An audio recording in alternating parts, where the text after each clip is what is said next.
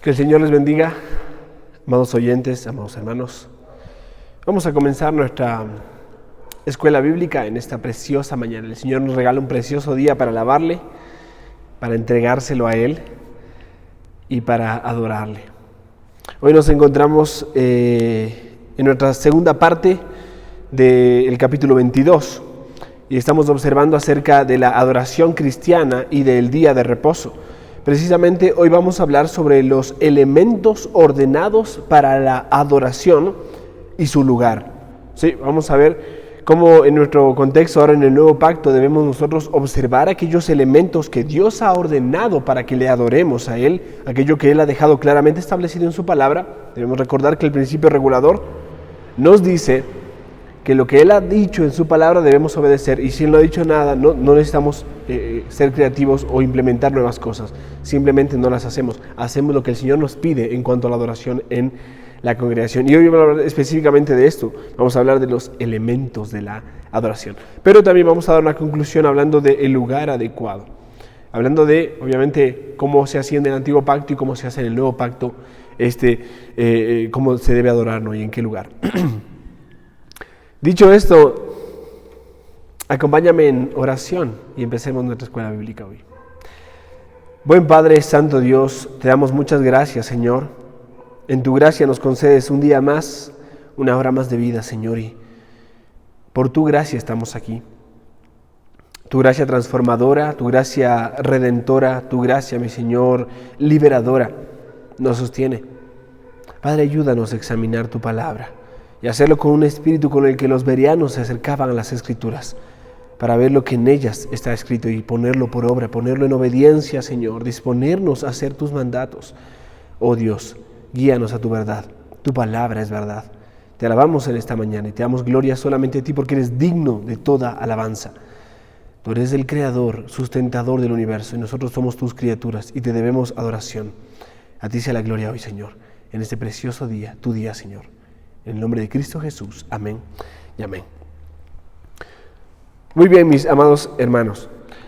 Quiero invitarte a que tengas tu Biblia a la mano. Vamos a estar observando, como lo hacemos de manera natural, cada escuela bíblica. Primero leemos los párrafos que estamos estudiando en la confesión, las afirmaciones acerca de lo que creemos y por qué confesarlo, ¿no? Por qué proclamarlo.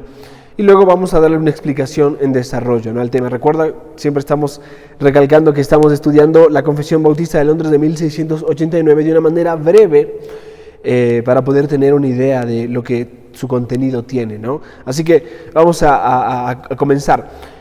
Hablando de esto, vamos a pasar ahora al párrafo 3. La semana pasada vimos el párrafo 1 y 2, son 8 párrafos, y hoy vamos a ver el párrafo 3, 4, 5 y 6. Sí, tal vez son muchos, pero yo te animo ahí a prepararte y a prestar mucha atención. Toma nota. Dice el párrafo 3 y 4 específicamente sobre la oración. Siendo la oración con acción de gracias una parte de la adoración natural, la exige Dios de todos los hombres. Pero para que pueda ser aceptada, debe hacerse en el nombre del Hijo. Recuerda, hay un solo mediador entre Dios y los hombres, Jesucristo hombre. Entonces, la oración, para que sea aceptada, debe ser en el nombre de Cristo. Ahora, si consideras estas cosas, continúa, dice, con la ayuda del Espíritu. Recuerda, el Espíritu es el que intercede por nosotros. Con gemidos indecibles, dice Romanos, capítulo 8, verso 26. Conforme a la voluntad de Dios. Y eso es lo que encontramos en 1 Juan 5:14 y se ha afirmado, varios de los pastores han hablado acerca de la importancia de hablar y de orar conforme a la voluntad de Dios y no conforme a nuestra voluntad. Pero también con entendimiento, con reverencia, humildad, fervor, fe, amor y perseverancia. Y hay tanto que aprender aquí. Obviamente esto es teología práctica, ¿no? Cuando lleguemos y volvamos otra vez ya a manera de serie a estudiar esto, vamos a ahondarlo en profundidad. Hoy simplemente es una breve exposición, pero ya entenderás que la oración tiene que ver con acción de gracias, tiene que ver con adorar a Dios de manera natural, porque Dios nos ha llamado a eso y Él exige que todos los hombres oremos. Pero para que pueda ser aceptada necesitamos un mediador. Esto es a Jesucristo mismo. En el nombre de Cristo es que oramos, pero lo hacemos con la ayuda del Espíritu Santo. Y esto debe ser conforme a la voluntad de Dios y no a nuestra voluntad. Como dice Santiago, pedís y no recibís porque pedís mal. Pedimos conforme a nuestra voluntad y no conforme a la voluntad del Padre. Y entonces esta oración debe ser con entendimiento, en reverencia a Dios, con humildad, humillándonos delante de su presencia, con fervor, con fe, confiando en que Dios escuche y responde porque lo ha hecho y lo hace con amor, entendiendo de que hablamos al Padre y que Él es un Padre amoroso que responde a nuestro clamor.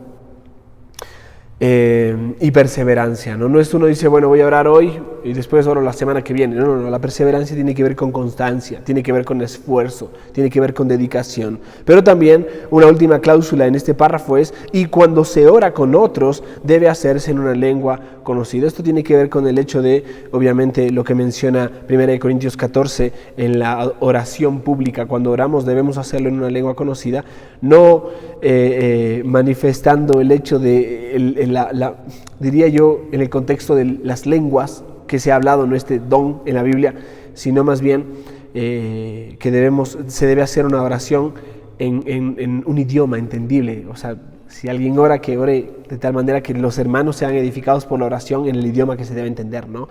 Obviamente esto es otro tema, pero es importante tenerlo en cuenta cuando oramos con otros, que nos entiendan, ¿verdad? Que nos entiendan. En cuarto lugar, en el cuarto párrafo, hablando de la oración, dice, la oración debe ser por cosas lícitas. Cuando dice lícitas, son cosas adecuadas, cosas que se pueden, de las cuales se puede uno tomar, permitir, de las cuales con conciencia tranquila uno puede participar. Un ejemplo de esto es, si tú deseas algo, una u otra cosa, siempre y cuando puedas darle gracias a Dios por eso y Cristo te dé la conciencia tranquila bajo las Escrituras de hacerlo, puedes pedirlo, ¿no? Pero casos de personas que piden cosas que van en contra de la voluntad de Dios, eso no es lícito. Pero también a favor de toda clase de personas vivas. La oración debe ser a favor de toda clase de personas vivas o que vivirán más adelante. Yo recuerdo en mi contexto haber orado mucho por mis hijos, orado porque el Señor nos provea y nos conceda la oportunidad de, delante de su presencia, ser padres. Y Él concedió, ¿no? Orábamos por aquellos que iban a vivir, no los conocíamos aún, pero ya oramos por ellos. Sin embargo, aquí hay un punto importante, pero no a favor de los muertos ni de aquellos de quienes se pueda saber que han cometido el pecado de muerte. Hablando de la oración, recuerda, la oración es, y por eso hay 2 párrafos dedicados a la oración, es algo que nosotros descuidamos mucho y por eso debemos recordarlo y recordarlo. Tristemente la oración está relegada a ciertos momentos de gratitud, sea por la comida, sea por, bueno, hay que hacerlo porque está dentro de este orden, de este culto, de esta... No, realmente la oración debe ser la parte fundamental de la vida del creyente. Debemos vivir en una actitud de oración. Por eso dice Pablo, orad sin cesar. Debemos orar continuamente, debemos estar presentes delante de Dios y Él presente en nuestra vida. Él está presente ahora mismo y debemos estar continuamente acercándonos a Él, clamando, llorando, rogando. ¿Acaso hallará fe en la tierra, dice, cuando venga el Hijo del Hombre? ¿Nos encontrará ahí orando fervientemente? Ahora, cuando hablamos de este pero, las oraciones no deben ser a favor de los muertos, ni por aquellos de quienes se pueda saber que han cometido el pecado de muerte. Obviamente estos 2 términos son importantes y los voy a explicar rápidamente. Cuando hablamos de orar por los muertos, tiene que ver con el hecho de pedir a Dios que salve a alguien que ya está muerto, alguien que no escuchó el Evangelio y que vivió una vida rebelde. Entonces, no es lícito. La Biblia manifiesta claramente que no se debe orar por alguien que está muerto. Sí, el ejemplo bíblico lo manifiesta en diferentes partes. 1 Juan capítulo 5, 14, 1 Timoteo 2, 1 y 2, Juan 17, 20.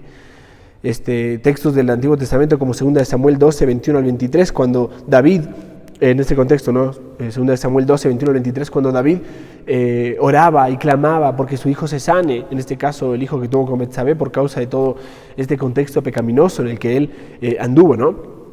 En ese aspecto, él oraba y clamaba, hizo ayunos, estaba en luto. Él oraba, clamaba, hizo ayunos y estaba muy triste, pero no comía, estaba en esa actitud de oración ferviente. Pero tan pronto oyó o escuchó que había muerto su hijo, él ya no ayunaba y ya no oraba, porque no había razón para orar por alguien que está muerto.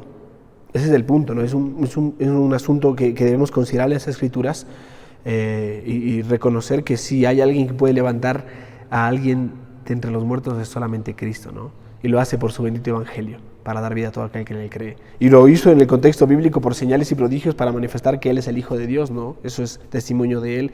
Entonces, dicho esto, también debemos entender que no debemos orar por aquel que sabemos que se pueda saber, de quien se pueda saber, que ha cometido pecados de muerte. ¿Qué significa esto? Aquel que ha negado, rechazado a Cristo de una manera abierta y dispuesta, ¿no? Que no quiere ser perdonado, a esto me refiero. Una persona que no quiere ser perdonada, que no le interesa, que tiene un corazón totalmente endurecido. Un ejemplo de esto es orar por la salvación de un Judas que traicionó a Jesús. Bueno, su disposición era entregarse por completo a traicionar a Cristo y a negar a Cristo por completo. Él era un hijo de Satanás, ¿no? Como dice la Biblia, todos nacemos con una paternidad que es hijos del diablo, pero después por la gracia de Dios somos redimidos y nos convertimos en hijos de Dios, que somos engendrados de Dios, ¿no? Pero un ejemplo de eso es tener en cuenta aquellos que han cometido pecado de muerte, que tiene que ver con el hecho de no querer ser salvos, no amar a Cristo, hacer afrenta completa a Dios en toda su vida, ¿no? Es un tema importante de examinarse, que lo examinaremos a su tiempo. Pasemos al siguiente párrafo. Ese es el párrafo 5, que es el que posiblemente nos dedicaremos de una manera más concreta, porque en este párrafo, al desarrollarlo, vamos a incluir la oración de estos dos párrafos anteriores, aunque no quiero minimizar los dos anteriores, que son maravillosos y necesarios de leer, revisar los textos en los que encontramos esas verdades de las cuales se presentan de una manera resumida en estos párrafos, memorizarlos y orar y dedicar tiempo a la oración de una manera, vuelvo a repetirlo, con entendimiento, reverentes, humildes, humillados delante de Él, con fervor, llenos de fe, llenos de amor, con perseverancia. Párrafo 5 en este caso.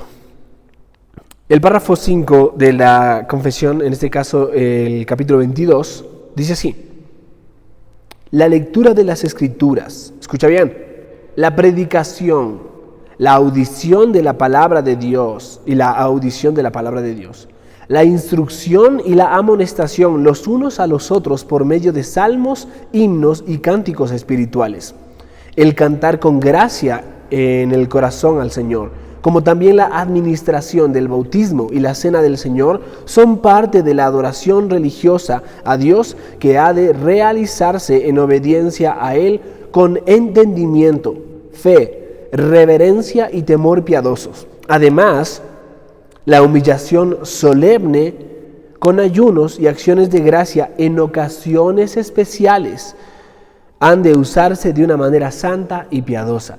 Qué precioso capítulo y párrafo en particular, porque aquí está lo que nosotros debemos hacer. Aquí está lo que se nos ha llamado a hacer, tanto públicamente como de manera privada. Y aquí encontramos esas verdades maravillosas de las que se desprende de la palabra de Dios, que nosotros debemos obedecer. Así que, dicho esto, permíteme hacer una segunda lectura y después entrar a desarrollar estos temas que están en nuestras manos. La lectura de las Escrituras, la predicación y la audición de la palabra de Dios, la instrucción y la amonestación unos a otros por medio de salmos, himnos y cánticos espirituales, el cantar con gracia al Señor en nuestros corazones, como también la administración del bautismo, la cena del Señor, son parte de la adoración cristiana a Dios que ha de realizarse en obediencia a Él, con entendimiento, fe, con reverencia y temor piadosos. Además, y esto es del además, no el agregado, que sabemos que aquí encontramos, hasta aquí lo que te he leído tiene que ver con el hecho de los elementos ordinarios. Tenemos la oración como un elemento ordinario en el párrafo 3 y 4, pero también tenemos otros elementos ordinarios, que es la palabra de Dios leída, la palabra de Dios predicada, la palabra de Dios cantada, la palabra de Dios orada, la palabra de Dios observada o obedecida en las ordenanzas, la cena y el bautismo. Y de pronto viene la actitud con lo que esto se debe hacer. ¿Cuál debe ser esta actitud? En obediencia, con entendimiento, con fe, con reverencia y con temor piadoso. Pero aquí hay algo más que se agrega. Además, dice, ¿qué es lo que se agrega? Son elementos ocasionales. No son parte del culto de manera general o que deben estar establecidos para cada culto o cada momento en que la iglesia se reúne, sino que son ocasionales. ¿Por qué ocasionales? La humillación solemne, por un lado, con ayunos. Por ejemplo, el ayuno no es algo que nosotros tenemos instaurado y no se debe someter la conciencia al ayuno dentro de la iglesia, sino es ocasionalmente, con acción de gracia, en ocasiones especiales, A, B o C circunstancia, como iglesia nos disponemos a ayunar, o tú voluntariamente, de manera personal, te dispones a ayunar, perfecto, no hay ningún problema, pero no podemos someter la conciencia de otros a esto, aunque, vuelvo a repetírtelo, es valioso también, es una disciplina espiritual en las Escrituras. Cristo ayunó y debemos entender el propósito del ayuno y por qué se ayuna y cuál es el propósito y el resultado del ayuno, ¿no? Según las Escrituras. Y obviamente estas han de hacerse y usarse de una manera santa y piadosa. Muchas de las veces caemos en el error de caer en tradicionalismo o ritualismo. Hacemos las cosas porque siempre se hizo así, sin entender el propósito o el porqué. Debemos examinarlas y hacerlas de manera santa y piadosa. Ok, hasta aquí mi lectura acerca de la confesión. Ahora quiero desarrollarte el tema como tal en cuanto a la adoración cristiana en el día de reposo y voy a englobar los temas que hemos tratado en estos párrafos. Permíteme explicar primero, la adoración debe seguir el principio regulador de la adoración. Seguimos hablando de la adoración cristiana. Y esto debe desarrollarse o debe seguir el principio regulador de la adoración, del cual hablamos ya, pero ahora quiero simplemente manifestarte de manera resumida aquel principio y luego compartir contigo cómo aplicar ese principio regulador. Así que, presta atención. Hay ciertos medios prescritos que han sido colocados en las Escrituras, nos han sido revelados, de adoración, oración, predicación o enseñanza, lectura pública de la palabra de Dios, cánticos, salmos, himnos y cantos espirituales. Y guardar las ordenanzas, obviamente, o observarlas, como el bautismo y la cena del Señor. Mira, debemos ser consistentes de que la iglesia no tiene la libertad de introducir nuevas formas de adoración dentro del culto. La semana pasada hablamos de esto. Nadab y Abiú sufrieron las consecuencias de, por ser muy creativos y muy dispuestos a agregar cosas que Dios no había mandado y establecer adoraciones que ellos pensaban que eran muy buenas, pero que no debían hacerse. Tampoco son, obviamente, son la oración, la predicación, el canto y las ordenanzas, algo que la iglesia tenga la libertad de remover del culto. No es bueno, este domingo no vamos a hacer esto, cuando nos reunamos no hagamos esto, si no, solo hagamos esto nomás. No. Cuando nos reunimos, esto debe ser central en nuestro tiempo con Dios como iglesia. Vuelvo a repetírtelo, la oración, la predicación, el canto, las ordenanzas, es algo que la iglesia no tiene la libertad de remover. Nuestra libertad cristiana se basa en aquellas cosas que Dios nos ha dado para obedecer también. Hablando de todo esto, el principio regulador de la adoración está íntimamente relacionado con el capítulo que vimos acerca de la libertad cristiana y la libertad de conciencia. Por eso podemos adorar de esta manera. Dicho esto, la adoración, como dije, es pública y privada, ¿no? Cuando es pública, en la iglesia hay un principio que lo regula y debemos seguir ese principio y establecer nuestra adoración en base a ese principio. Cuando es privada, o sea, en tu hogar, en tu trabajo, en tu estar solo, en tu integridad, tú debes adorar a Dios. En tu oración, en tu lectura bíblica, en tu canto personal, en tu obediencia a Dios a través de las ordenanzas, en tu manera de proceder, decidir y actuar a diario. Además, la iglesia, escucha bien, no tiene autoridad para atar la conciencia de los santos con prácticas no escriturales. Hablamos de esto, ¿no? Libertad de conciencia. La iglesia no tiene el derecho de someter al pueblo de Dios a actividades adicionales dentro del culto. Dos cosas importantes. La iglesia no puede colocar algo que no esté en las Escrituras en la práctica de la iglesia, y la iglesia no debe llevar al pueblo a hacer actividades dentro del culto que no están en las Escrituras. Es lo mismo, pero dicho de dos formas distintas. Como hace muchos años un gran hombre de Dios, un puritano, Jeremiah Burroughs, afirmó hace mucho tiempo acerca de esto, dijo: en la adoración a Dios no debe haber nada ofrecido a Dios sino aquello que Él ha mandado. Aquello que Él ha mandado. Cualquier cosa que metamos en la adoración a Dios debe ser lo que se nos ha ordenado y fluye de la palabra de Dios. Así que las Escrituras tienen mucho que decir acerca de cómo debemos adorar a Dios. Si buscamos agradar a Dios con nuestra adoración, entonces acerquémonos bien en busca de una verdadera adoración a la manera a la cual Dios la ha establecido en su palabra. Dicho esto, recapitulando el principio regulador, acerquémonos ahora a cómo aplicarlo.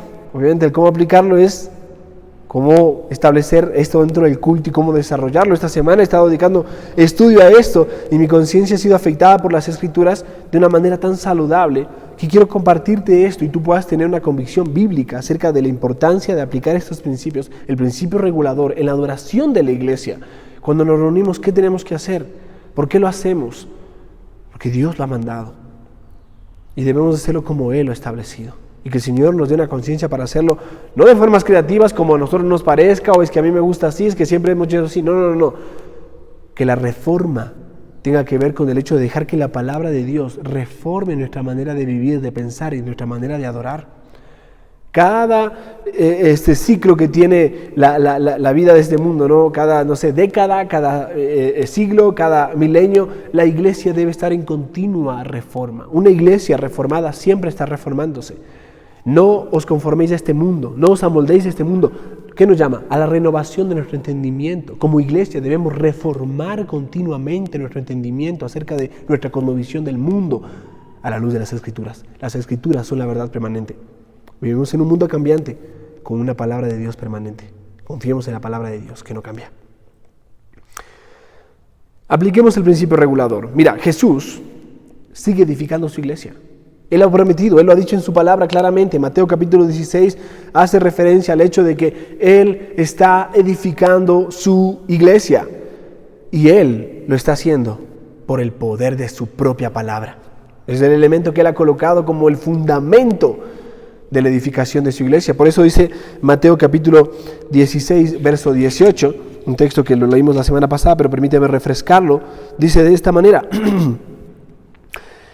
y yo también te digo que tú eres Pedro, y sobre esta roca edificaré mi iglesia. ¿Quién edifica su iglesia? Cristo edifica su iglesia.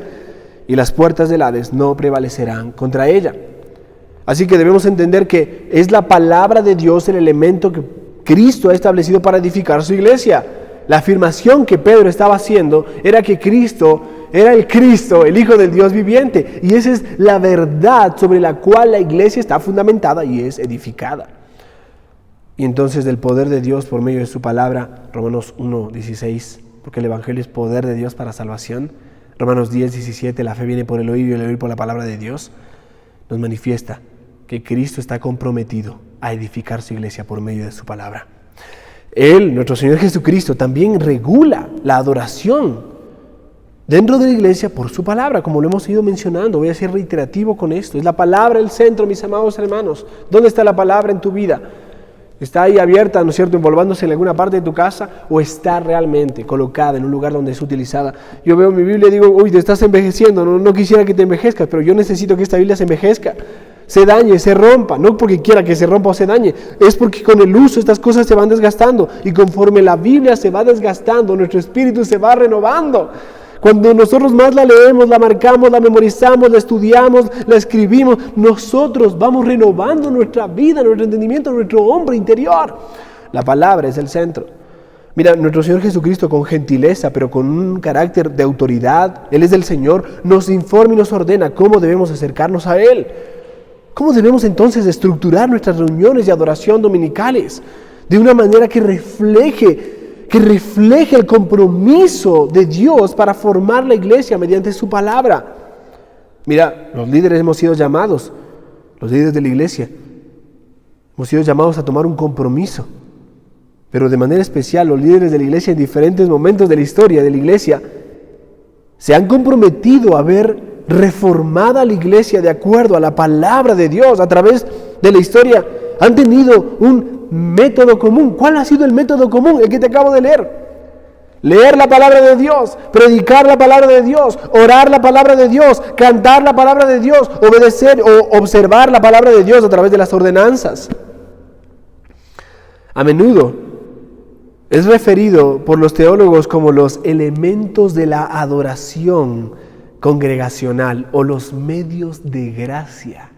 Oh, qué maravillosa palabra, los medios de gracia. Estos 5 principios son esenciales en la vida congregacional, en la salud y en la santidad de cualquier iglesia local. Y aunque son 5 principios de base, en ellos también se engloba la comunión de los santos, el dar como iglesia aquello que hemos separado durante la semana, cada primer día de la semana dar. Dentro de estos principios se engloba, porque se enseña a través de la lectura o la predicación, a través de la oración y el canto, esta disposición a la vida en comunidad o la comunión de los santos, pero también a guardar cada una de esas ordenanzas que tenemos dentro de la congregación. Ahora, avanzando, permíteme leer cada uno de estos 5 principios básicos, ¿no? Mira, primero es leer la Biblia. Te voy a dar el orden, pero el orden de los factores en este caso no altera el producto. Con tal de que estos 5 principios estén dentro de la vida de la iglesia local y la adoración en especial dominical, estaremos observando adecuadamente lo que Dios nos pide acerca de lo que es cómo aplicar el principio regulador, lo que Él nos pide cómo ser adorado. Ahora, ojo, no es solo el hacerlo, es disponer de nuestros corazones para hacerlo correctamente, para hacerlo delante de Dios, para adorarlo profundamente. A veces nos quedamos solamente con el acto, ¿no? Nuestra obediencia no es el acto en sí, es el corazón con el que hacemos las cosas. El Padre al Hijo que ama disciplina, y la obediencia del Hijo al Padre debe ser una obediencia de corazón, por amor, con gozo, pronto. El Padre no solo quiere que su Hijo recoja sus juguetes, el Padre quiere que su Hijo recoja obedeciendo a su Padre y lo haga bien, lo haga pronto y lo haga con gozo. ¿Notas? No es solo la conducta. Hablamos de esto en paternidad, ¿no? Así que leer la Biblia, vamos a ver este asunto, leer la Biblia. Escucha bien esto. Pablo le dice a Timoteo, 1 Timoteo capítulo 4, verso 13. Entre tanto que voy, mira, Pablo siempre estaba viajando de aquí para allá, ¿no? Le dice Timoteo, entre tanto que voy, ocúpate. ¿En qué te debes ocupar? ¿En qué te debes ocupar tú? Y tú debes ocupar a la iglesia. ¿En qué? En la lectura, en la exhortación y en la enseñanza. Dios le ha ordenado a los pastores a ver que la Escritura sea regularmente leída en la asamblea pública de la congregación. Él nos ha dado esta orden, que las Escrituras sean continuamente leídas en la asamblea pública de la congregación, cuando nos reunimos, en otras palabras. Las Escrituras son poderosas y deben ser leídas. El testimonio de las Escrituras lo manifiesta, Jeremías 23, 29. De Timoteo 3, 16, toda Escritura es inspirada por Dios y es útil, así que debe ser leída. Tiene propósitos maravillosos para redarguir, corregir, instruir, enseñar.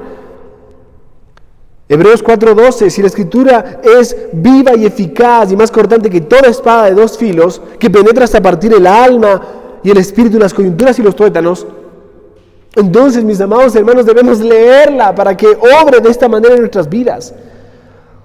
Debemos tomar tiempo en nuestros servicios dominicales para leer las Escrituras en voz alta, sin necesidad de comentarla. Simplemente lectura llana y sencilla. Cada semana, domingo a domingo, debemos expresar el valor que le ponemos a la palabra de Dios. Hacerlo, leerla públicamente, significa, escucha bien, reconocer que la vida y el crecimiento de nuestra iglesia local depende del poder de la palabra de Dios. No solo eso, también reconocemos así nuestra propia debilidad y continuamente nuestra continua necesidad de recordarnos lo que Dios dice, porque somos olvidadizos. También significa que deseamos someternos a sus veredictos y mandamientos sin reservas. Queremos escuchar la palabra. Señor, ordena lo que quieras y danos lo que ordenas. ¿Y qué ordenó el Señor? Aquí está lo que le ordenó. Hay que leerla, amados hermanos. Por eso Jesús preguntaba frecuentemente, ¿qué entendía la gente sobre las Escrituras? Y a veces comenzaba con una pregunta bastante interesante. ¿No habéis leído? ¿No han leído? Mateo capítulo 19, verso 4, también Marcos 2, 25. ¿No han leído? Él suponía que los que afirmaban ser el pueblo de Dios habrían leído la palabra de Dios. Este tema de la lectura es un tema muy delicado últimamente. Más allá de incentivar o hacer malabares para que la iglesia lea, el no leerla, el no desearla, el no amarla, debe hacer que aquellos que se hacen llamar cristianos examinen su corazón y examinen esa área, examinen el asiento, el piso de la salvación en la cual han colocado su fe, porque todo aquel que ama al Señor ama su palabra. Es el Cristo resucitado que antes de su muerte dijo: el que tiene mis mandamientos y los guarda, ese es el que me ama. Y a veces caemos en el error de estar motivando de manera errada o equivocada la lectura bíblica. No solo a través de diferentes actividades, sino desde el púlpito. La lectura bíblica es algo que Dios nos llama a hacer y debemos hacerlo. No solo porque es una orden, lo hacemos por amor a Él, pero debemos recordar que es una orden. ¿Cómo está tu obediencia a la palabra de Dios en tu lectura bíblica? ¿La lees? ¿Meditas en ella? Encontrar en diferentes momentos hermanos que llevan décadas en la iglesia, que se hacen llamar hermanos, pero que no han leído la Biblia, que no la leen, que no les interesa, tienen su Dios a su manera. Y encontrarme con otras personas que más allá de si se hacen llamar o no cristianos, aman al Señor, que son cristianos verdaderos, pero que no necesitan estar publicando solo soy cristiano, sino realmente manifestando con una vida que honra al Señor, que de pronto conocieron al Señor y en menos de un año se leyeron la Biblia no sé cuántas veces. Oye, hay capacidades y capacidades, no podemos esperar que todos lean la Biblia a la velocidad que lee los grandes eruditos, ¿no? Pero esto debe hacernos reflexionar, mis amados hermanos. ¿No han leído? Cristo suponía que los que afirmaban ser el pueblo de Dios habían leído la palabra de Dios. Por eso digo esto. Y esta pregunta tiene que ver con leer todas las escrituras, toda la palabra de Dios. Mira, cuando Jesús dijo, no solo de pan vivirá el hombre, Mateo 4:4, sino de toda la palabra que sale de la boca de Dios, seguramente nuestro Señor Jesucristo lo que pretendía, lo que Él estaba manifestando, por lo menos, era que leyéramos cada palabra, porque ¿cómo podemos vivir de cada palabra que sale de la boca de Dios si no hemos leído nunca o siquiera cada palabra que sale de la boca de Dios? Dado que toda la escritura es inspirada por Dios y útil, ¿no deberíamos leerla? A veces damos tantas cosas que tienen utilidad. Ay, esto me es útil, ¿no es cierto? Un computador, un ordenador, ¿no es cierto? Esto me sirve para la cocina, esto me sirve para mi taller de mecánica, esta herramienta es la que me sirve, decimos los hombres comprando herramientas en la fratería, ¿no? Esto sí que me sirve. Y tenemos un montón de cosas que, ojalá y tuviera esto, con esto la vida sería mucho mejor, pero no notamos la terrible y tremenda utilidad que tiene la palabra de Dios para nuestras almas. No nos damos cuenta, no somos conscientes. Oh Señor, abre nuestros ojos, permítenos ver las maravillas de tu ley. La exposición de tus palabras alumbra, dice el salmista. Así que debemos leerla en casa, leerla con nuestros hijos, leerla cuando salimos de casa, memorizarla en ese contexto de lectura, leerla en la iglesia. Eso es lo que Dios quiere de nosotros. Pero también predicar la palabra de Dios, leer la Biblia, predicar la Biblia. Por eso Pablo le dice a Timoteo en el Espíritu del Señor, 2 Timoteo 4:2, Dios hablando, que prediques la palabra, que instes a tiempo y fuera de tiempo, redarguye, reprende, exhorta con toda paciencia y doctrina. Nada tuyo, Timoteo, todo de la palabra de Dios. Que la palabra de Dios sea aquello que gobierna y sujeta la conciencia. Mira, Dios ha mandado a los pastores a predicar la palabra con regularidad y eso es lo que nos hemos esforzado mucho y debemos seguir haciéndolo, levantar la palabra de Dios en alto. Seguimos pensando en este púlpito y en el hecho de establecer un púlpito que sea no solo más grande para poder entrar aquí en nuestra Biblia y nuestras notas, sino un púlpito que sea dedicado entera y de manera exclusiva a la predicación bíblica. Pero no solamente el símbolo, a lo que me refiero es el hecho del esfuerzo y la batalla continua de esforzarnos horas largas, días largos en la semana estudiando la palabra de Dios para presentarla a ustedes de una manera fiel, que honre al Señor, con temor delante de Él, sin hablar lo que a nosotros nos parece o lo que nos gusta, sino lo que Dios ha dicho en su palabra claramente. Y esa es nuestra tarea.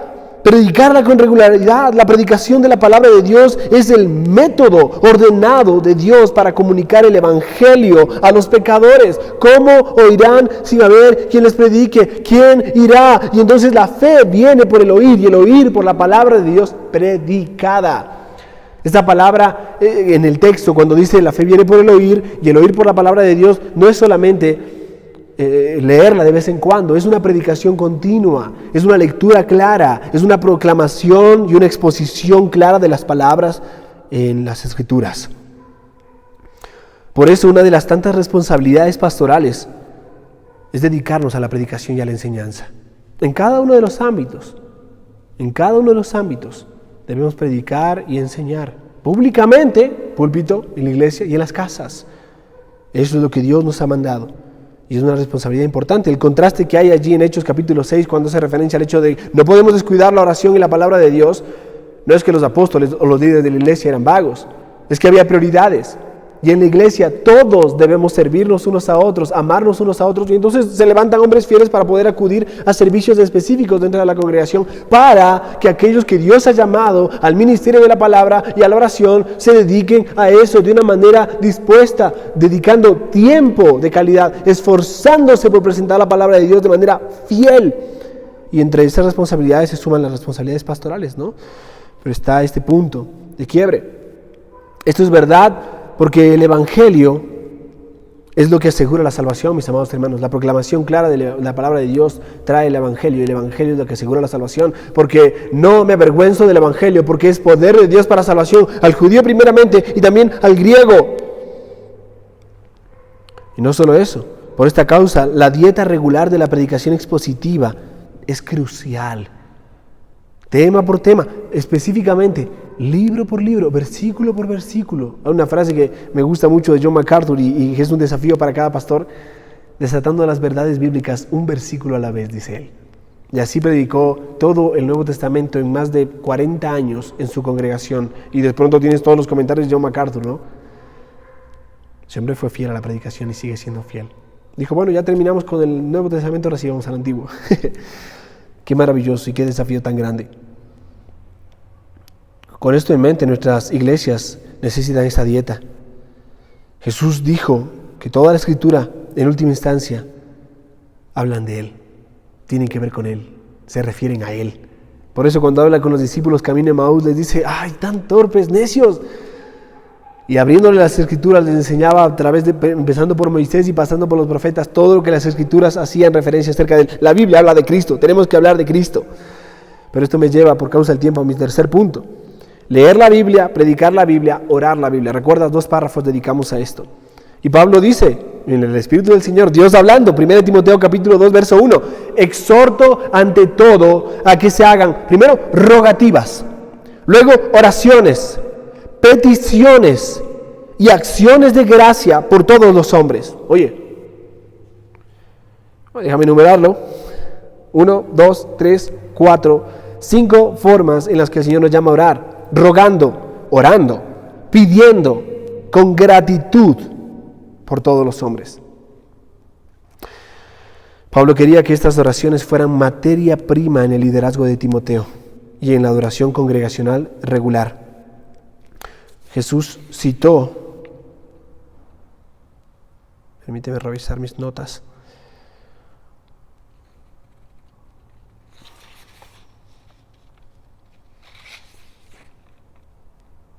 Ok, hablando de la oración, ¿no? Nuestro Señor Jesucristo citó diciendo estas palabras en Mateo capítulo 21, verso 13. Mi casa será llamada casa de oración. Oye, permíteme hablar acerca de la importancia de la oración como iglesia y de por qué los cristianos deberíamos separar de una manera ordenada en nuestras agendas semanales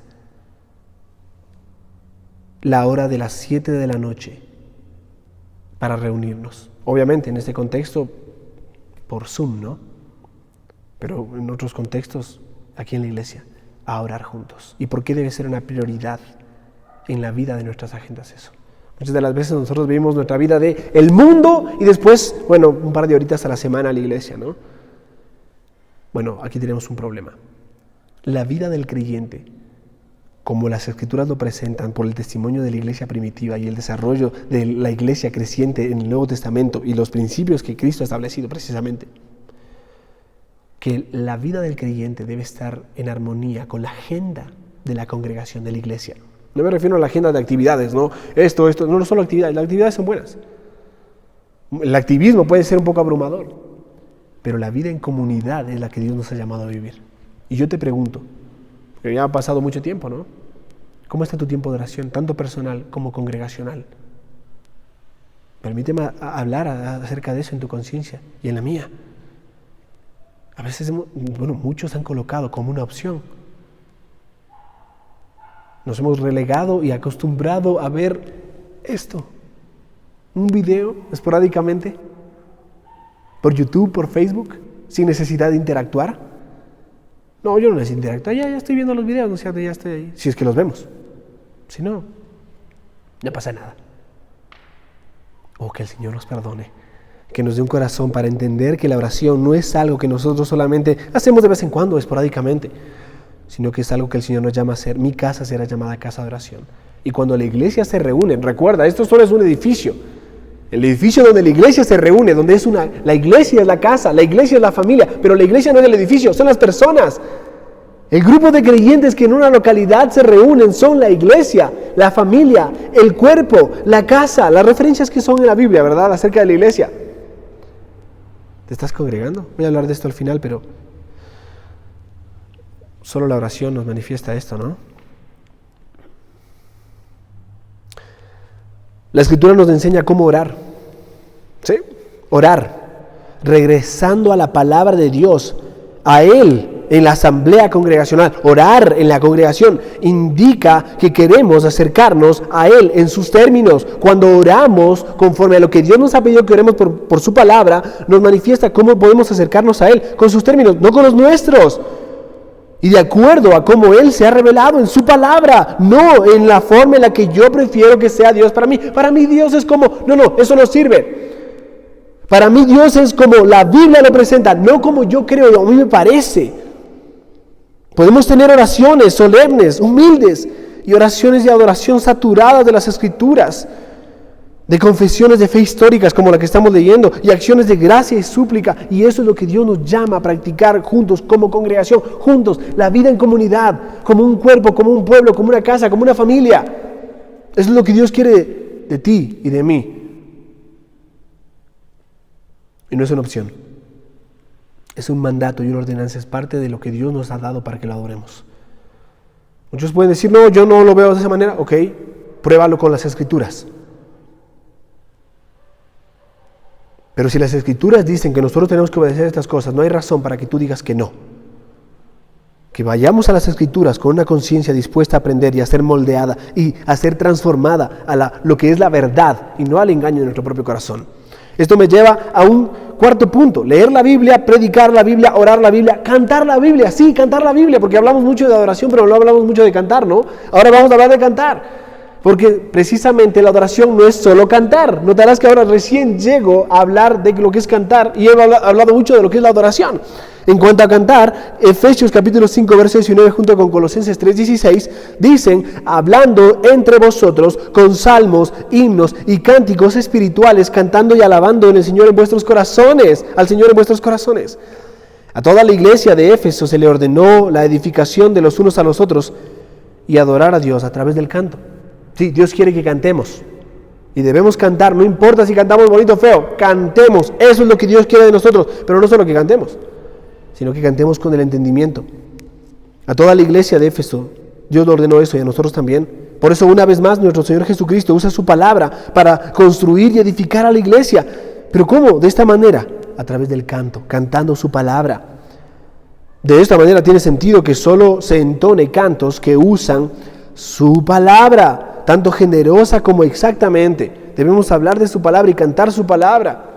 Hay muchos cantos, hay una bandeja gigantesca de cantos, y hay tantos cantos que la iglesia debería desechar por problemas repetitivos o por problemas doctrinales. Mira, cuando cantamos la Biblia no tenemos que preocuparnos por si estamos cantando algo correcto o incorrecto.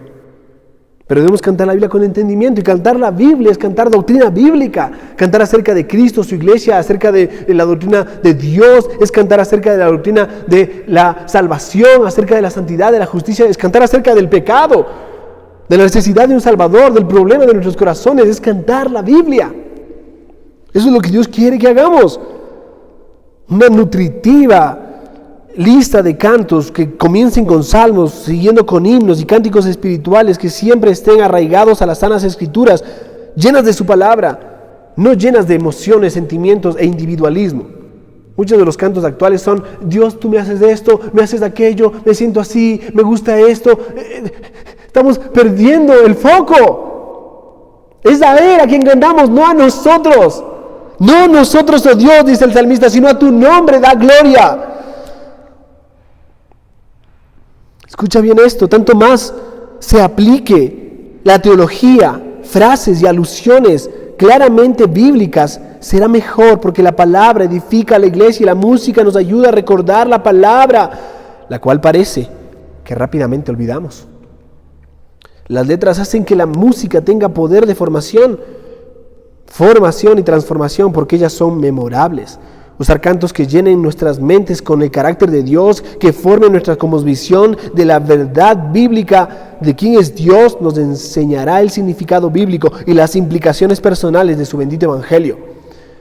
Todo lo que sucede al frente de las reuniones congregacionales juntos como iglesia es una función del ministerio de la enseñanza de las Escrituras. Leer la palabra, predicar la palabra, orar la palabra, cantar la palabra. Leer la Biblia, predicar la Biblia, orar la Biblia, cantar la Biblia. Y esto me lleva obviamente al quinto punto, y es observar la Biblia. Esto va a ser resumido porque vamos precisamente a tratarla en capítulos posteriores, a hablar sobre el bautismo y la cena, como capítulos en uno y después capítulo por separado, para tener una luz sobre esto. ¿Qué dice la Biblia? Pero observar la Biblia dice esto, Lucas 22:19, haced esto en memoria de mí. Sí, las ordenanzas son las presentaciones evidentes del Evangelio. Son las evidencias más claras de una presentación de lo que es el Evangelio. Ellas son las que representan las realidades espirituales del Evangelio, escritas y dirigidas por Jesús mismo. El pan, el vino, en la cena del Señor, ilustran el cuerpo maltratado, molido, destrozado de Cristo y la sangre vertida por la remisión de nuestros pecados. Un recordatorio visible de la obra de Cristo en la cruz para nuestro beneficio. En la misma manera, el bautismo ilustra nuestra muerte espiritual al pecado, simboliza nuestra sepultura con Cristo. Con Cristo he sido crucificado. Ya no vivo yo, Cristo vive en mí. Lo que ahora vivo en la carne, lo vivo en la fe del Hijo de Dios, el cual me amó y se entregó a sí mismo por mí. Y nuestra resurrección con la nueva vida. En las ordenanzas, entonces, es donde vemos representado el Evangelio, amados hermanos, y nuestra participación en ellas. Es en ellas donde la promesa de la palabra de Dios nos habla de forma tangible, donde podemos tocar y probar el pan y el vino y sentimos las aguas del bautismo. Es donde podemos entender realmente a qué se refiere con estas cosas. Ojo, sin caer en el problema católico romano en este contexto, sino debemos entender que esto, como voy a mencionar en un momento, tiene que ver con algo espiritual. Tanto la presencia espiritual como un símbolo que representa algo, pero que no es eso, ¿no? Debemos entender los símbolos también, pero que nos lleva a una comprensión bíblica acerca de por qué lo hizo Cristo. Estas ordenanzas son los medios de gracia instruidos por Jesús y que Dios usa para asegurar a su pueblo la confiabilidad de su evangelio y la realidad de nuestra participación en ello. Las ordenanzas son las señales visibles y sellos de la participación del nuevo pacto. ¿Quieres ser miembro de la iglesia? Pasa por las ordenanzas, pasa por el bautismo y las aguas. Entiende qué cosas creemos. Abraza la bendita cena del Señor y tengamos comunión unos con otros juntos cada vez que la realizamos. Porque estos son sellos evidentes del nuevo pacto. Nosotros no somos parte del antiguo pacto. Y el antiguo pacto ya quedó invalidado. El nuevo pacto, como dice Hebreos, es el que permanece. Después de una correcta predicación de la palabra de Dios, la correcta administración de los sacramentos o las ordenanzas, es un término que, sacramentos no está mal, pero es un término que se usa más en otros contextos distintos al nuestro. Y lo que más visiblemente distingue nuestra iglesia del mundo. Simplemente quiero concluir por causa del tiempo leyéndote el párrafo 6 y describiéndolo rápidamente. El párrafo 6 tiene que ver con su lugar, dónde debemos adorar. Y tú me has escuchado durante esta escuela bíblica decirte continuamente, cuando nos reunimos, en la congregación de los santos, cuando estemos juntos, en la comunidad, en el cuerpo, en la casa de Dios, ¿no es cierto? Cuando hablamos de esto, hablamos de los santos reunidos.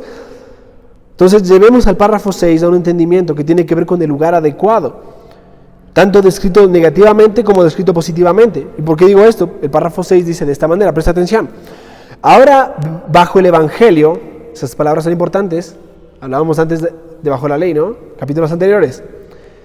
ni la oración, ni ninguna otra parte de la adoración religiosa, todo lo que hemos hablado hasta ahora, están limitadas a un lugar, ni son más aceptables por el lugar en el que se realizan o hacia la dirección en que se dirigen, sino que Dios, en este caso ya vemos la parte negativa, descrito negativamente, no está limitado, sino que Dios ha de ser adorado en todas partes. Esa es la forma positiva en la que se describe, en espíritu y en verdad, tanto en cada familia en particular, diariamente,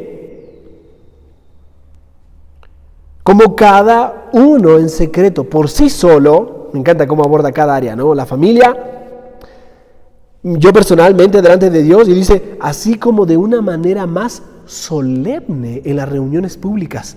Y escucha bien esto, amado hermano, escucha bien esto, porque esto viene de la palabra de Dios. Hechos capítulo 2, verso 42 y Hebreos capítulo 10, verso 25, lo dicen claramente y lo establecen como un principio y una regla a seguir en la vida de la iglesia. Esto debe ser obedecido. Las cuales no han de descuidarse ni abandonarse voluntariamente. ¿Qué? Las reuniones públicas de la iglesia no deben descuidarse por el cristiano, ni abandonarse voluntariamente o por negligencia, cuando Dios por su palabra o providencia nos llama a ellas. Hay mucho que decir acerca de esto, pero el tiempo es corto. Es necesario que nosotros examinemos nuestro corazón delante del Señor cuando hablamos de estas cosas, porque para muchos, en muchas iglesias, el congregarnos se ha vuelto una opción. Y cuando hablamos de conciencia, obviamente la conciencia no puede ser sujeta sino solo a la palabra. Y la palabra de Dios es clara. La palabra de Dios es clara.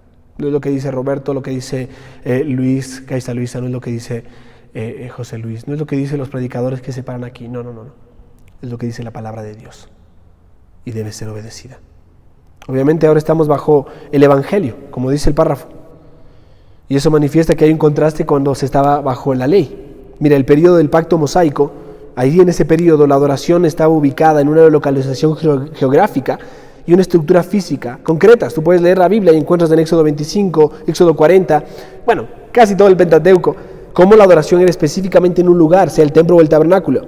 Esta relación de la adoración con una estructura era típica y ceremonial en aquel entonces, pero hablando de la ley ceremonial, ya ha sido abolida por Cristo. Por eso Jesús habla con la mujer samaritana y le dice, ok, ustedes adoran lo que no saben, nosotros lo que sabemos, pero llegará la hora en que no se adore ni aquí ni allá, sino que se adore donde tú te encuentres, en espíritu y en verdad. Ya no se delimitará un lugar geográfico.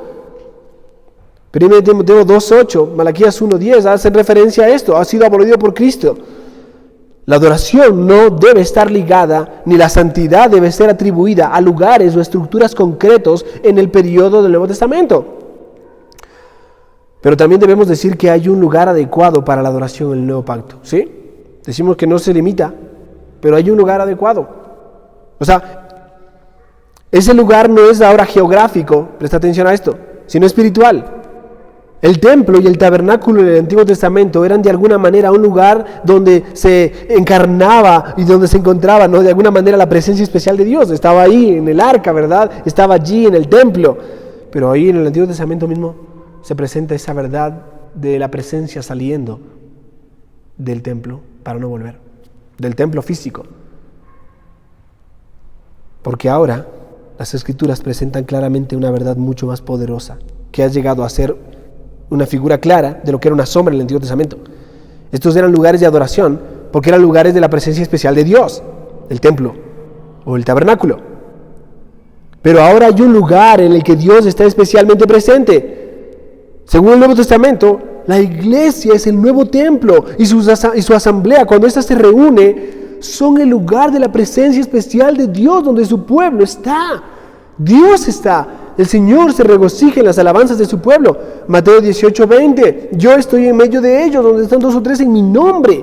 1 Corintios 3:16, somos templo del Espíritu Santo. Efesios 2:21 y 22, hace referencia a esto. Cada uno de nosotros somos templo del Espíritu Santo. La iglesia reunida es el templo de Dios. Somos piedras vivas que nos edificamos unos a otros y construimos. Somos parte de esta edificación que Cristo está haciendo, Él edificando su iglesia. Por esto las asambleas públicas de la iglesia, las reuniones, cuando nos congregamos, sea por el medio que sea, escucha bien esto, no han de descuidarse ni abandonarse voluntariamente o por negligencia, no dejando de congregarnos, como algunos errando, y aún me debería decir pecando, tienen por costumbre no congregarse y verlo como una opción. Sus almas peligran. Antes más bien estimulándonos, sabiendo que el Señor se acerca, el día del Señor se acerca. Y teniendo en común todas las cosas, reuniéndonos para orar, para cantar, para leer, para predicar, para obedecer al Señor por medio de su palabra. Que el Señor sea glorificado en medio nuestro, en la medida en que nosotros obedecemos su palabra.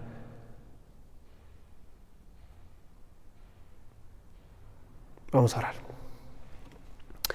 Bendito Dios y Padre, te damos muchas gracias por tu palabra que nos hace tanto bien. Y te pedimos de manera especial, Señor, que nos perdones. Porque podemos decir mucho con nuestros labios, que te amamos, que te amamos, que te amamos y cuánto te amamos, pero poco con una vida de obediencia a ti. Y tú has colocado el orden correcto de ese amor. Que si te amamos, debemos guardar tu palabra. Y el que me ama mi palabra guarda, dice Cristo. Oh Señor, perdónanos. Perdónanos por no amarte, por fingir amarte, por decir amarte, pero no amarte. Señor, ayúdanos a entender el gran amor con el que nos has amado. ¿Y por qué podemos amarte? Porque tú nos amaste primero. Señor, ayúdanos a obedecer tu palabra. Muéstranos por tu Espíritu Santo. Trae convicción a nuestro corazón. Llévanos a una obediencia más profunda, que no sean los actos externos solamente, sino un corazón dispuesto y gozoso en obediencia a tu palabra, entendiendo que es mandatos claros que tú has dado. Y tú eres el Creador y nosotros tus criaturas. Tú nos has redimido, nosotros somos tus siervos. Tú eres el Señor y el amo. Oh Dios, ayúdanos a obedecer tu palabra. Oh Dios, danos un corazón que desee y ame obedecer tu palabra, para no tener que rogarte que nos ayudes solamente, sino que con un corazón dispuesto podamos ir a ella y acudir a ella, Señor, y hacer lo que tú nos mandas. Líbranos de seguir estableciendo mandatos de hombres en nuestra vida y permítenos observar tu palabra como el mandato más claro que tú nos has dado. A ti sea la gloria, Señor, en tu iglesia. En el nombre de Cristo Jesús. Amén. Y amén. Que el Señor los bendiga, mis amados hermanos. Reunámonos a adorar al Señor hoy. Este es su día. La semana que viene estaremos observando, si Dios lo permite, la tercera parte de este estudio y hablaremos del día de reposo. Dios te bendiga.